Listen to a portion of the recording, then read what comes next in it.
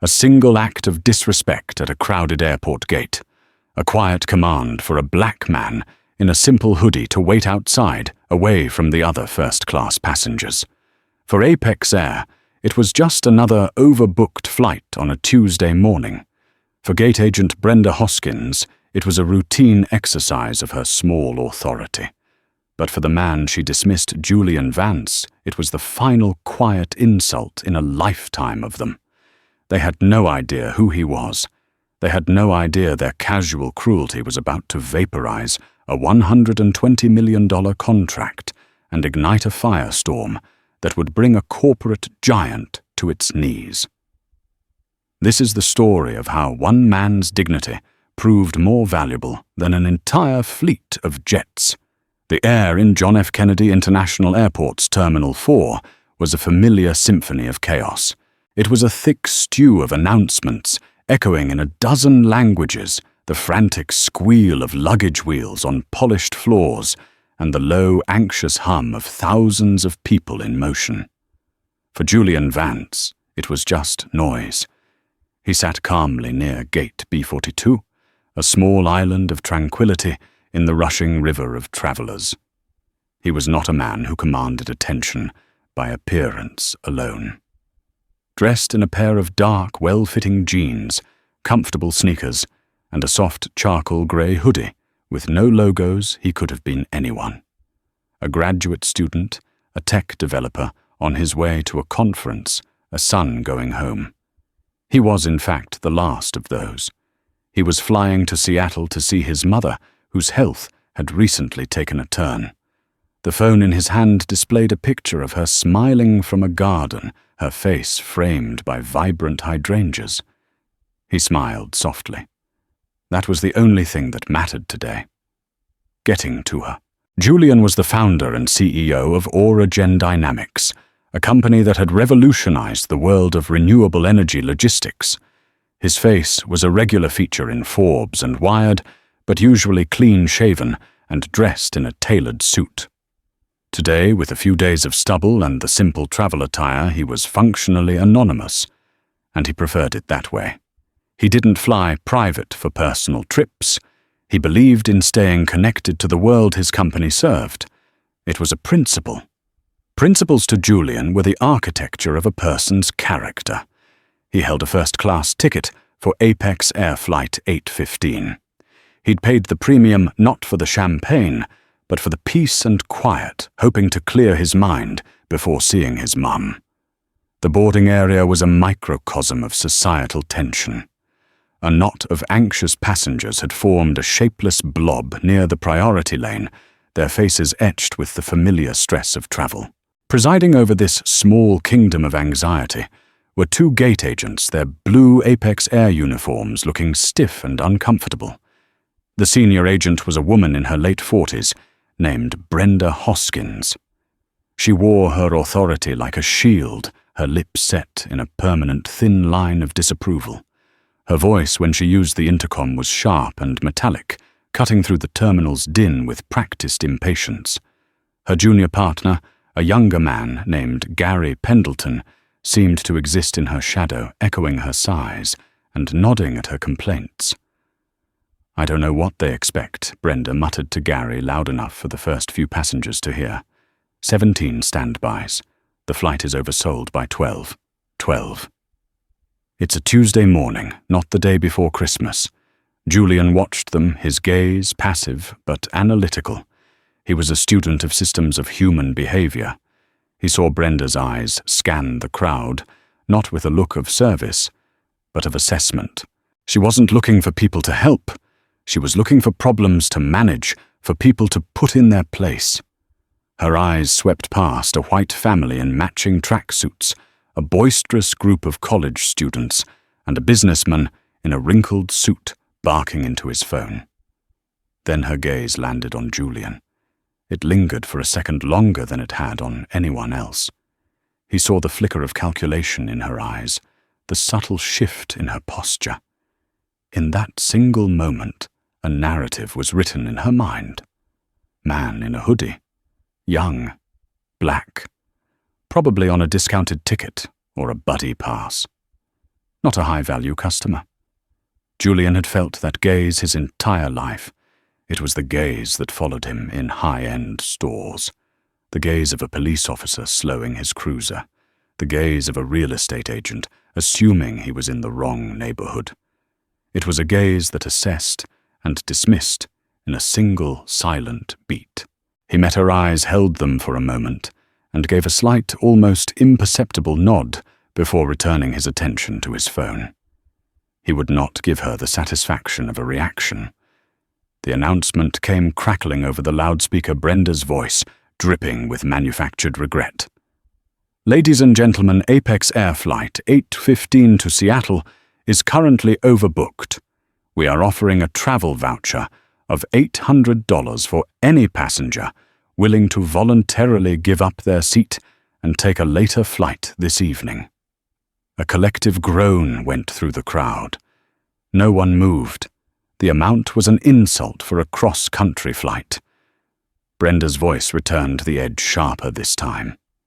Ladies and gentlemen, we cannot begin boarding until this situation is resolved. We are now increasing the offer to $1,000. Silence. Julian needed to be on this flight. Evening was too late. He glanced again at the picture of his mother. Brenda sighed dramatically into the microphone. Okay, folks, we're going to begin the pre-boarding process. We will need to proceed with an involuntary denial of boarding if we do not get any volunteers. She gestured for families with small children and passengers needing extra assistance. After they were through, she began the first-class boarding call. Julian tucked his phone into his pocket, stood up, and joined the short line. When he reached the podium, he handed Brenda his phone with the digital boarding pass displayed. She scanned it. The machine beeped green, but she didn't look at the screen. She looked at him. First class.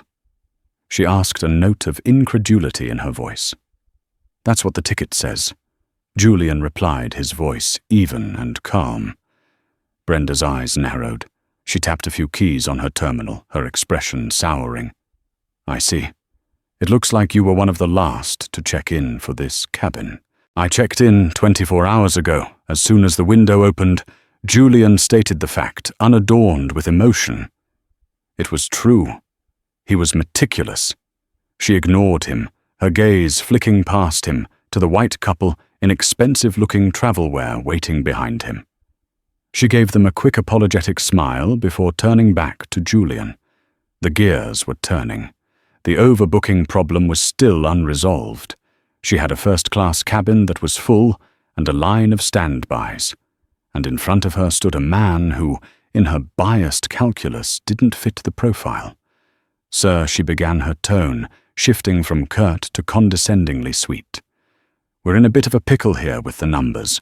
The cabin is completely full, and we still have a delicate seating situation to resolve.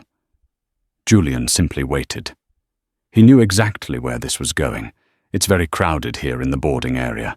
She continued, gesturing vaguely at the space around the podium. It's making it difficult for us to manage the queue. Then came the words that would unravel everything.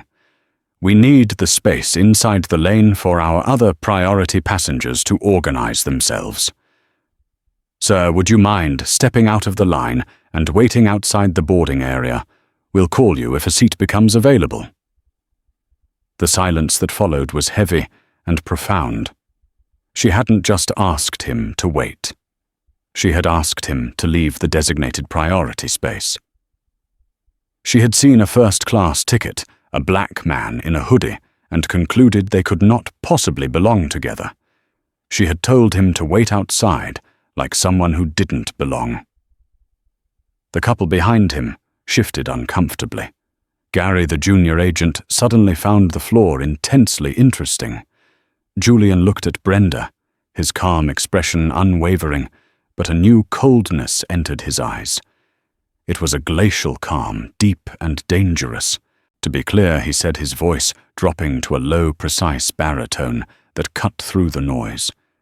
You scanned my valid first-class boarding pass, and now you are telling me to leave the priority boarding lane and wait outside. It would just be for a few minutes while we sort this out, she said, her fake smile not reaching her eyes. It's just procedural. Julian Vance held her gaze for one more second. He saw no remorse, no understanding, only the blank wall of petty bureaucracy and ingrained prejudice. He gave a single sharp nod. I understand, he said. He then did exactly what she said. He turned, stepped out of the velvet-roped lane, and walked past the curious stares of the other passengers. He didn't go far. He stopped about 30 feet away, leaning against a pillar, and took out his phone. Brenda watched him go, a small, triumphant smirk playing on her lips. She had solved her problem.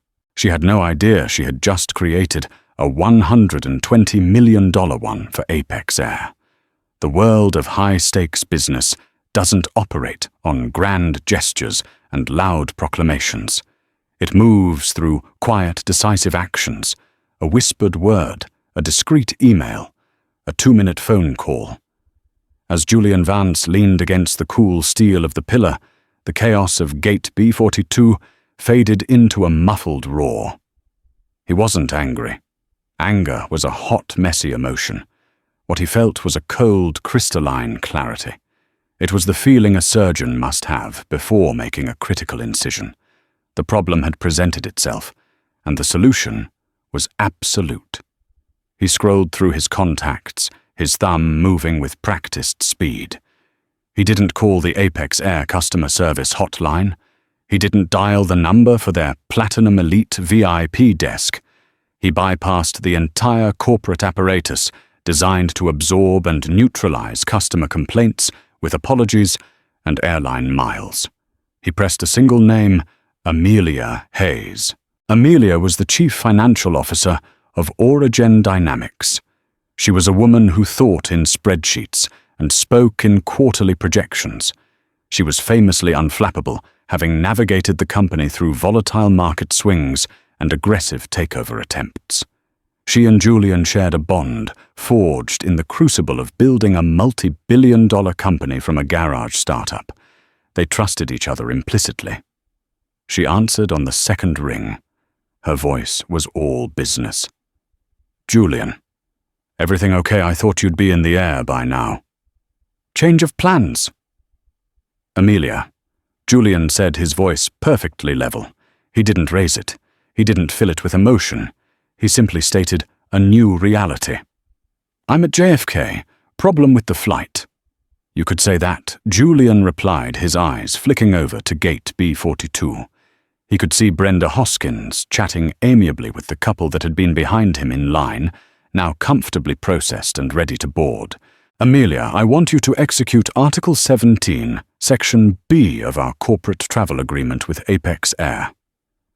There was a half-second of silence on the other end of the line. Amelia knew every contract the company had ever signed by heart. Article 17, Section B was the nuclear option. It was the material breach clause, the one that allowed for immediate, unconditional termination of the entire agreement based on a failure to meet the core tenets of service and respect outlined in the preamble. It was designed for catastrophic failures, a safety scandal, a major data breach, or an act of gross negligence. Julian, that's the Apex contract, she said, her voice tight with surprise. The whole thing, that's a 5-year exclusive carrier agreement. It's valued at $120 million. I'm aware of the valuation, Julian said. I want it terminated, effective immediately. May I ask what's happened? Is this a safety issue? Amelia's mind was already racing through the potential legal and logistical ramifications. Canceling a contract of this magnitude would be a nightmare. Rebooking thousands of monthly flights for their global staff, renegotiating with other carriers from a position of sudden need, it was a logistical tidal wave. Julian's gaze remained fixed on the gate. It's a values issue. It's a respect issue. Apex Air has failed to meet the fundamental standards of conduct we require from our partners. That's all the justification you need to provide. He paused, then added a single detail. Their gate agent here at B402 for flight 815 just instructed me to leave the first-class boarding area and wait outside because she needed to sort things out. The implication was clear. The silence on Amelia's end was now glacial. She understood instantly. This wasn't about a delayed flight or a lost bag. This was about the core principles Julian had built their company on. Origin Dynamics had clauses in all its major contracts that mandated partners adhere to stringent diversity, equity, and inclusion policies. They weren't just words in an annual report. They were legally binding commitments. Julian had just been personally subjected to a violation of the very principles Apex Air had signed and agreed to uphold. "Consider it done," Amelia said, her voice now stripped of any hesitation. It was the voice of a loyal lieutenant receiving an order from their general. "I'll have our legal counsel Michael Chen draft the termination notice immediately. It will be in their CEO's inbox before your flight would have even pushed back from the gate." "Thank you, Amelia," Julian said. "Where are you going now?" "How will you get to Seattle?" she asked, her concern shifting from corporate to personal. "I'll figure it out," he said. "Don't worry about me. Execute the directive." "Done," she repeated. "Fly safe, Julian." He hung up. The entire call had lasted less than 2 minutes. From his vantage point, he watched the final boarding call for Flight 815. He saw Brenda and Gary exchange a look of relief. The overbooking situation had apparently resolved itself. Perhaps another passenger had volunteered at the last minute, or a few had failed to show up. They had forgotten about him completely. He was just a piece of the puzzle that had conveniently removed itself. As the last passenger scanned their ticket and walked down the jet bridge, Brenda picked up the microphone, her voice chirpy and pleased. "Final boarding for Apex Air Flight 815 to Seattle. All passengers should now be on board. We are closing the gate." Julian Vance watched the heavy door to the jet bridge swing shut with a solid, final thud. He didn't feel a pang of frustration or a sting of rejection. He felt nothing but the calm certainty of a decision made and an action taken. He had been deemed unworthy of a $3,000 seat on their airplane. So he had deemed them unworthy of a $120,000 contract. It was in its own way a perfectly balanced transaction. He turned and walked away from the gate, melting back into the anonymous river of travelers. He found a quiet corner in a nearby coffee shop, ordered a black Americano, and sat down. He pulled out his phone again, but this time he opened the app for Delta Airlines. Daniel Sterling, the CEO of Apex Air, believed in the sanctity of his morning routine. It was a ritual of control in a world of chaos. It began at 5:00 a.m. with a kale smoothie, followed by a 7-mile run, and culminated at 7:30 a.m. in his glass-walled office on the 50th floor of the Apex Tower in Atlanta. From this perch, he could survey his kingdom of silver planes crisscrossing the sky. His first hour was always the same, reviewing the previous day's operational reports and market analytics. On this particular Tuesday, the numbers were good. On-time performance was up 3%. Fuel costs were stable. The stock was trading high. He took a satisfied sip of his coffee. At precisely 8:47 a.m., an email landed in his inbox. It wasn't flagged as urgent by any automated system, but the sender's address made his eyes snap to attention: legalorigindynamics.com. The subject line was 6 words of pure cold dread. Notice of immediate contract termination. Agreement. X7. Daniel's heart hammered against his ribs. Agreement Najwas X7 44B wasn't just any contract. It was the Origin Dynamics account. It was the crown jewel of their corporate travel portfolio. It was the deal he himself had personally closed over a round of golf and a $5,000 bottle of scotch. It was 5 years of guaranteed revenue of thousands of business and first-class seats filled every week. It was $120 million. His hands trembled slightly as he clicked it open. The email was brutally efficient, stripped of all pleasantries. It was a masterpiece of legal lethality, penned by Origen's General Counsel, Michael Chen. Dear Mr. Sterling, pursuant to Article 17, Section B of the Master Service Agreement, WAHEC 744B, executed on October 1, 2024. This letter serves as official and immediate notification of the termination of said agreement in its entirety. Origen Dynamics is exercising this right due to a material breach of contract specifically relating to the standards of service dignity and non-discrimination outlined in the Preamble and Appendix C Code of Partner Conduct. The breach is considered incurable. As of the time of this notice, all booking privileges for Origen Dynamics employees through Apex Air channels are revoked. All outstanding invoices will be settled per the termination clause, and we expect a full reconciliation of accounts within 30 business days. We will not be engaging in further discussion on this matter. The decision is final. Sincerely, Michael Chen, General Counsel, Origen Dynamics. Daniel Sterling read it once, then a second time, then a third. His breathing grew shallow. Incurable breach standards of dignity. What the hell happened? There was no explanation, no specific incident cited. Just a corporate death sentence delivered by email. He slammed his hand on the intercom button on his desk. Get me Catherine Pierce. Now he barked at his executive assistant. Catherine Pierce, the executive vice president of North American operations, was in his office in 90 seconds, a questioning look on her face. She was a seasoned professional who had seen every crisis the airline industry could throw at her, from volcanic ash clouds to pilot strikes. Daniel, what's wrong? He didn't speak. He simply spun his monitor around for her to read the email. She leaned in her eyes, scanning the text. The color drained from her face.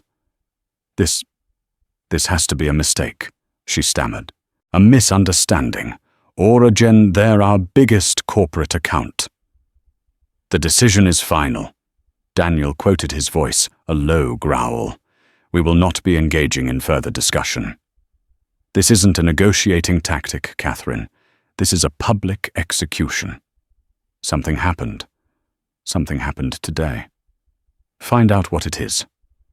Catherine sprang into action. She was on her phone before she even left his office, her voice sharp and commanding.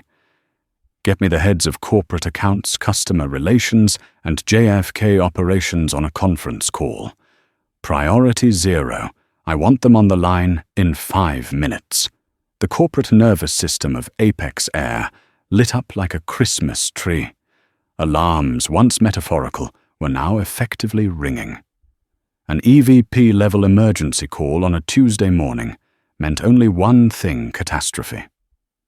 In a sterile conference room, miles away from the CEO's suite, the call began.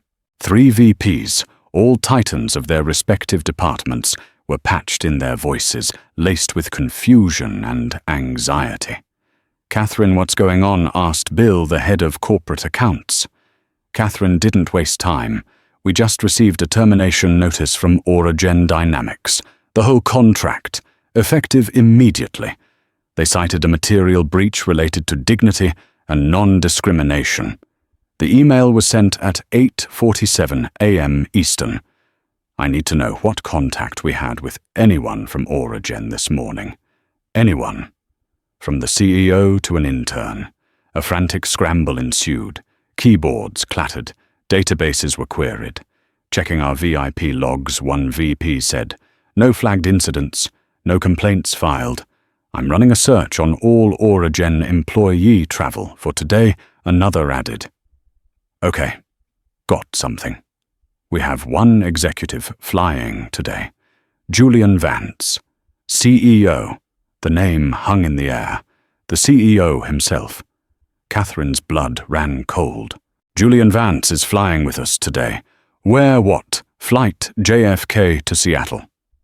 Flight 8:15. Scheduled departure at 8:35 a.m. The timing was too perfect. The email had been sent just 12 minutes after the flight's scheduled departure. "Get me the gate logs for Flight 8:15. Catherine commanded. "I want to know if he boarded." More typing. A pause. Then the VP of JFK Operations spoke, his voice barely a whisper. "Oh God, what is it, Tom?" Catherine snapped. "He's not on the flight," Tom said. "His reservation was checked in, but his boarding pass was never scanned for entry. He's a no-show." A no-show bill from corporate accounts chimed in, confused. The CEO of our biggest client holding a first-class ticket is a no-show. And at the exact same time, his company terminates a $100 million contract. That makes no sense. It makes perfect sense. Catherine said, the horrifying picture starting to form in her mind. He wasn't a no-show. He was at the gate. Something happened at the gate. "Tom, I want the names of the gate agents for Flight 8:15 at B42. I want them pulled off their duties and brought to the station manager's office. I want every second of CCTV footage from that gate from 7:30 a.m. until departure. And I want the station manager on the phone with me in 2 minutes. Go." Now the call disconnected. The hunt was on. In the C-suite, Daniel Sterling stared out his window, the city below looking small and insignificant. A behemoth of an airline with billions in assets and thousands of employees was now scrambling bleeding because of an unknown incident at a single boarding gate. The power dynamics had shifted in an instant. They were no longer the giant. They were the ones being crushed. Mark Chamberlain, the JFK station manager for Apex Air, considered himself a firefighter. He spent his days extinguishing the small blazes of travel, misery-irate passengers, mechanical delays, lost luggage. But the call he received from Catherine Pierce was not a fire. It was a napalm strike. "Find Julian Vance," she had ordered her voice, leaving no room for questions. "He is somewhere in the terminal. Find him, apologize profusely, and fix this. Do you understand me, Mark? Your career depends on it." Mark, a man whose ambition was only matched by his fear of failure, felt a cold sweat prickle his brow. He immediately pulled the personnel files for Flight 8:15. Brenda Hoskins and Gary Pendleton. He knew Brenda. She was efficient, but had a reputation for being rigid. A few customer complaints over the years for rudeness, but nothing that had ever stuck. He dispatched a supervisor to relieve them at their new gate assignment, ordering them to his office with an urgency that terrified them. Then he started the manhunt. He pulled up the airport's internal CCTV feeds, his fingers flying across the keyboard. He zeroed in on gate B42, rewinding the footage. He saw it all. He saw Julian Vance, calm and unassuming in his hoodie, waiting patiently. He saw the overbooking announcement. He saw Julian approach the podium and hand over his phone. And then he saw the moment the conversation, the subtle shift in Brenda's posture, her dismissive wave. He watched in slow motion, gut-wrenching horror as the CEO of their most important corporate partner was told to leave the priority lane. He saw Julian's calm nod, the way he stepped away, took out his phone, and made a call. A 2-minute call. Oh, Brenda. Mark whispered to the screen, his stomach churning. "What did you do?" He watched as Julian walked to a nearby coffee shop. He zoomed in. He was still there, sitting at a small table, nursing a coffee, scrolling through his phone, as if nothing had happened. Mark grabbed his jacket and ran from his office, barking orders into his radio for security to keep a discreet eye on the coffee shop. Do not approach. Just observe. Meanwhile, Brenda and Gary arrived at his office, their faces a mixture of confusion and indignation. "Mark, what's this all about?" Brenda began. "Supervisor yanked us off the Miami flight. Said it was an emergency." Mark Chamberlain stared at the two of them. He didn't offer them a seat. "Flight 8:15 to Seattle this morning. Overbooked." "Yeah, it was a mess," Brenda said, crossing her arms.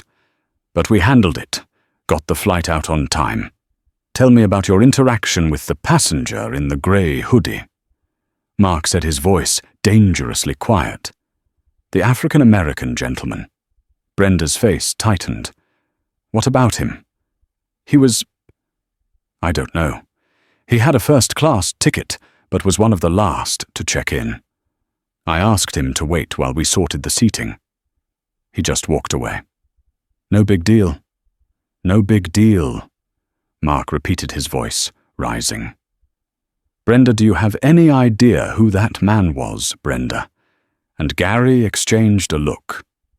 "Some guy," Gary mumbled. Mark leaned forward, his hands flat on his desk. "That some guy was Julian Vance.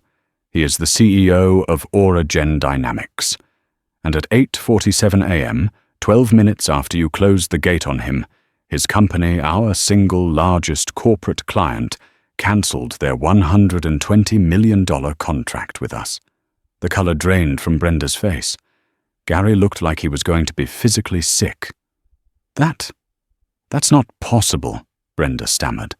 "It was just a procedural request. The area was crowded. A procedural request." Mark's voice was now laced with venom. "I saw the tape, Brenda. You profiled him. You saw a black man in a hoodie, and you decided he didn't belong. You dismissed him, and in doing so, you have just cost this company more money than you will earn in 1,000 lifetimes. You are both suspended effective immediately. Hand over your airport IDs. Security will escort you out." Brenda stared, speechless, her world crumbling around her. Gary just nodded, his eyes wide with terror. The consequences of a few seconds of poor judgment and silent complicity were crashing down on them with the force of a tidal wave. Mark didn't wait to watch them leave. He was already out the door, striding purposefully toward the coffee shop. This was his one chance to salvage the situation, to salvage his career. He found Julian exactly where the cameras showed him. He approached the table cautiously, plastering a look of deep concern and humility on his face. "Mr. Vance," he began, his voice oozing sincerity. "Mr. Julian Vance, my name is Mark Chamberlain. I'm the station manager for Apex Air here at JFK." Julian looked up from his phone. His expression was neutral, unreadable.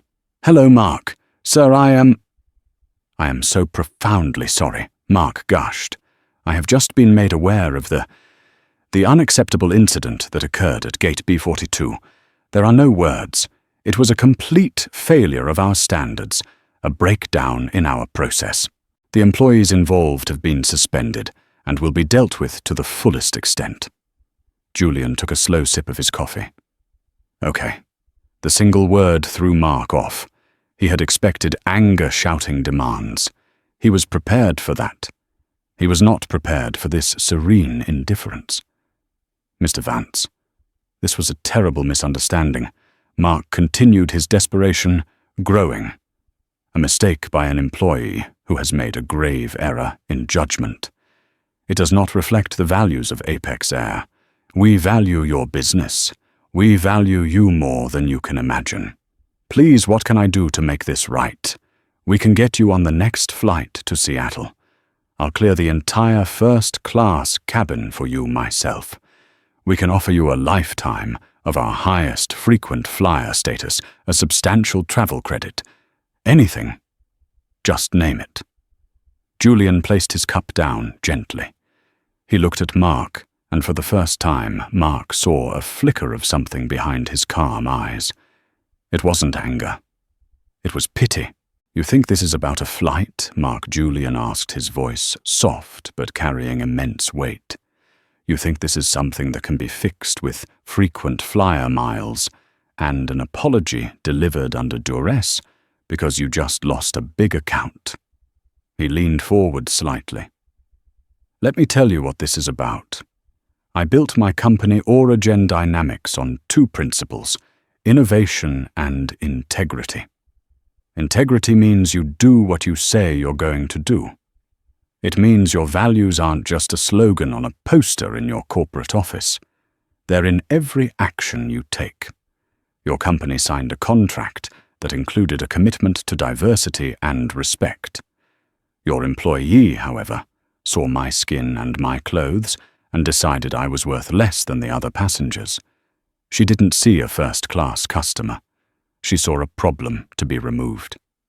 He gestured around the bustling terminal. This isn't the first time something like this has happened to me, but my company is now in a position where we can choose who we partner with, and we will not partner with any organization that allows that kind of thinking to fester in its culture.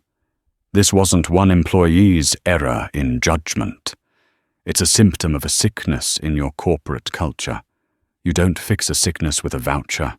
Mark was pale, his carefully prepared script useless. He was facing a man who was not interested in compensation. He was interested in consequence. So what happens now? Mark asked, his voice barely a whisper. Julian picked up his phone and stood. He had just received a notification. What happens now is that my new flight on Delta is boarding in 20 minutes. What happens to you and your company is not my concern. He dropped a $5 bill on the table for the coffee and looked Mark Chamberlain dead in the eye. The decision, he said, echoing the words from the email, is final. With that, Julian Vance turned and walked away, leaving the station manager standing alone amidst the clatter of coffee cups, a ghost at the scene of a corporate massacre he had been sent to prevent, but had only managed to witness. News of the Origin contract termination didn't just hit Apex Air, it detonated. The initial shockwave in the C-suite quickly turned into a cascading series of disasters, each one worse than the last. The corporate machine, usually so adept at managing crises, found itself completely outmaneuvered by the quiet dignity of a single man. The first public sign of trouble came not from a press release, but from a tweet. A passenger who had been waiting for Flight 815, a freelance journalist named Sarah Jenkins, had witnessed the entire exchange. She hadn't thought much of it at the time, beyond a passing sense of injustice. But when her flight landed in Seattle, and she saw the frantic whispers online about Apex Air's stock suddenly taking a nosedive, she connected the dots. Her tweet was simple and factual: wild morning at JFK. Watched an Apex Air gate agent rudely dismiss a black man from the first-class line for Flight 815, telling him to wait outside. He was calm, well-spoken, and just walked away. Just landed, and see the airline's stock is tanking. Wonder if the two are related. She attached a short, blurry video she had instinctively filmed showing Julian walking away from the podium. It was inconclusive on its own, but it was a spark. Within an hour, the tweet had been retweeted thousands of times. Apex Air fail and Old Flying While Black started trending. Other passengers from the flight chimed in, corroborating the story. The narrative was out of Apex's control. Inside the Apex Tower, Daniel Sterling and his team were in full-blown panic mode. Their initial strategy was to contain it, to issue a vague apology, and promise an internal investigation. They drafted a statement: Apex Air is aware of a customer service issue at JFK this morning. We are taking the situation very seriously and are conducting a full review. We are committed to providing a safe and respectful environment for all our customers. It was corporate speak at its most hollow, and the public saw right through it. Then Origin Dynamics made its first and only public move. They didn't issue a press release. They simply updated the travel partners page on their widely respected corporate website. Apex Air's logo was gone. In its place was the logo of their chief rival, Delta Airlines, with a new banner above it. Origin Dynamics is proud to announce an exclusive partnership with Delta Airlines, a company that shares our unwavering commitment to diversity, inclusion, and respect for all. It was a corporate kill shot. It confirmed everything. The story exploded. Major news outlets picked it up: CNN, the New York Times, the Wall Street Journal. The narrative was no longer just about a rude gate agent. It was about a multi-billion-dollar company making a values-based decision and shifting a $120 million contract overnight. The stock market, which abhors instability and PR nightmares, reacted violently. Apex Air's stock ticker APX plummeted. By midday, it was down 15%, wiping over $400 million in shareholder value from the company. The $120 million contract was just the tip of the iceberg. The reputational damage was costing them 3 times that amount in a single day. The cascade was just beginning. Brenda Hoskins and Gary Pendleton. Their suspensions became terminations by lunchtime. They were escorted from the premises, their careers in aviation over. Brenda, when contacted by a reporter, was defiant. "I was just doing my job. It was an overbooked flight. I made a judgment call." Her lack of remorse only fanned the flames. Her name and photo were leaked online, and she became the face of the scandal, a pariah in a global news cycle. She would soon find it impossible to get a job anywhere in the service industry. Gary silent then, and silent now simply disappeared his complicity, a permanent stain on his record. Mark Chamberlain. Catherine Pierce called him that afternoon. There was no shouting, just a cold, dead finality in her voice. "You had one job, Mark. You were supposed to fix it. He walked away from you. You're being reassigned. Anchorage. Station manager. Effective Monday. Don't bother arguing." Anchorage was the Siberia of the Apex Air network. For an ambitious manager like Mark, it was a career death sentence. He had failed, and the price was exile. Daniel Sterling, the CEO, faced a revolt from his board of directors. The Origin contract wasn't just a financial loss. It was a vote of no confidence from one of the most respected tech companies in the world. Other corporate clients, spooked by the negative press and wanting to distance themselves from a toxic brand, began calling their Apex account managers. The City of San Francisco's pension fund, a major institutional investor in Apex, announced it was divesting its shares due to the company's failure to adhere to basic principles of equity. By the end of the week, the board called an emergency meeting.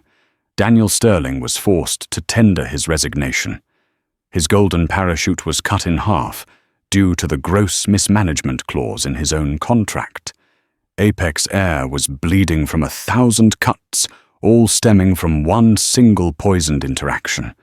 They were forced to launch a massive, expensive, and deeply embarrassing public relations campaign. They announced mandatory company-wide bias training. They pledged millions to diversity initiatives. But it all rang hollow. It was a response to a disaster, not a genuine commitment. The public knew it, and so did Wall Street. The damage was done. Meanwhile, in Seattle, Julian Vance sat by his mother's bedside, holding her hand. Her condition was stable, and she was happy to see him. He hadn't told her what had happened. He hadn't checked the news or his company's stock price. He had done what he felt was right, and then he had moved on to what was truly important. His phone buzzed. It was a text from the CEO of Delta Airlines, Ed Bastian. Julian just saw the news. "Welcome aboard. Your principles are our principles. Let me know when you have a moment. I'd like to discuss how we can make our new partnership a model for the entire industry." Julian smiled. The storm was raging 1,000 miles away, but in that quiet hospital room, he had found his peace. The world was changing, one contract, one decision, one act of quiet defiance at a time. The weeks that followed the incident were a study in contrasts. For Apex Air, it was a slow, agonizing unraveling. For Julian Vance and Origin Dynamics, it was the beginning of an unexpected and powerful new chapter. The fall of Apex Air, the departure of CEO Daniel Sterling, was not the end of the bleeding, but the beginning of a corporate autopsy. The board brought in a crisis management firm which conducted a brutal internal review. What they found was a deeply rooted culture of complacency. Brenda Hoskins wasn't an anomaly. She was a product of a system that prioritized on-time departures over human decency. Internal surveys revealed widespread employee dissatisfaction and a feeling among minority employees that their concerns were routinely ignored. The bias training they had previously implemented was a joke, a 20-minute online module that employees clicked through once a year. The company that presented a glossy image of global sophistication in its marketing was internally a dysfunctional and biased relic. The financial fallout continued. Beyond Origin, 3 other major tech companies, citing the same values mismatch, pulled their smaller but still significant corporate accounts. The total loss in corporate revenue approached $250 million. Their stock price never fully recovered, settling at a new, lower baseline that reflected their tarnished brand. They were forced to announce route cuts and layoffs, ironically impacting the very frontline workers whose culture had been so neglected.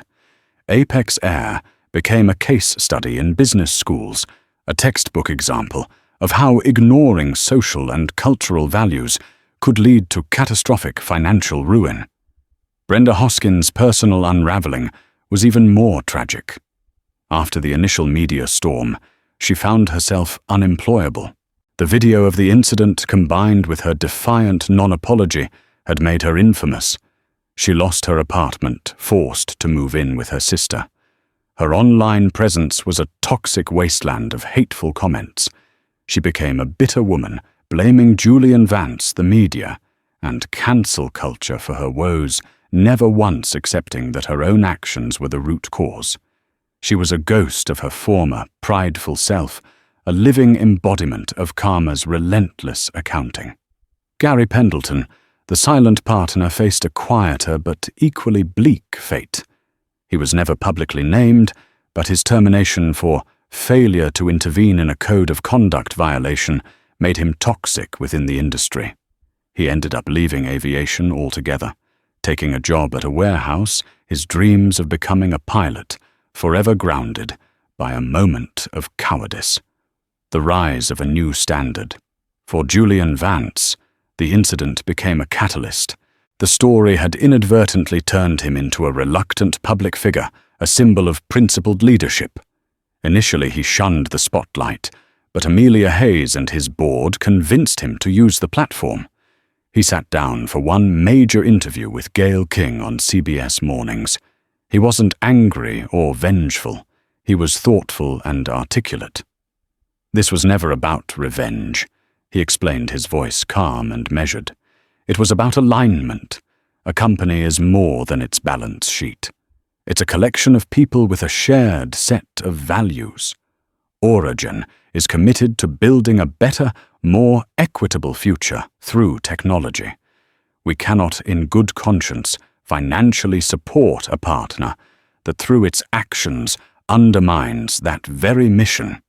The contract wasn't an expense, it was an investment, and we simply chose to divest from a company that was yielding negative social returns. His words resonated powerfully across the corporate world.